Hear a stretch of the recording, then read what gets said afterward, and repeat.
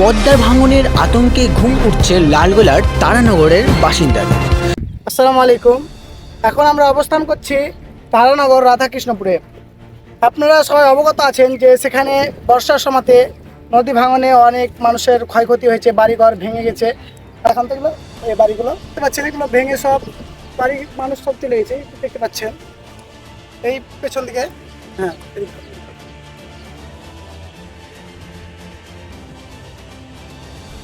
তো এখানকার মানুষ এখন এখানে আর থাকছে না, যে যেখানে পেরেছে নিজের যান বাঁচার জন্য চলে গেছে।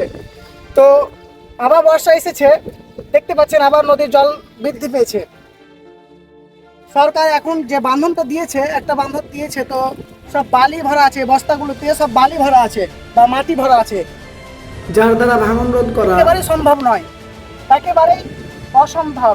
আবার জল বৃদ্ধি পাচ্ছে, যে বস্তাগুলোতে বালি ভরেছে সেগুলো আবার জলের তলায় চলে যাচ্ছে।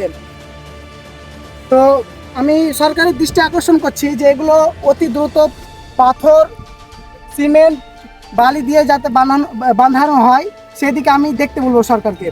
কারণ এই বালি আজকে বাঁধতে গেছে, পরের দিনই ধসে গেছে। বেশিরভাগ জায়গা আমরা দেখে এলাম ওদিকে, ওগুলো সব ধসে গেছে।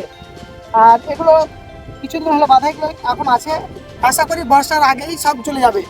তো সরকারের দৃষ্টি আকর্ষণগুলো পাথর, সিমেন্ট এগুলো দিয়ে বানানো হয়। একবার পুরো জায়গাটা আপনাদেরকে দেখাচ্ছি।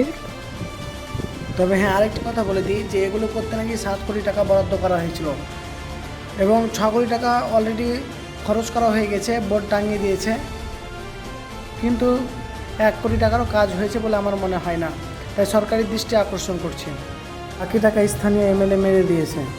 ভাবতে অবাক লাগছে যে আমরা এই বস্তার উপর দিয়ে হাঁটছি, এগুলো একসময় বড় বড় বাড়ি ছিল, কারো দোতলা বাড়ি, কারো একতলা বাড়ি, ছাদের পাকা বাড়ি ছিল। এখন সব পদ্মা নদীর গর্ভে ভেঙে সব চলে গেছে।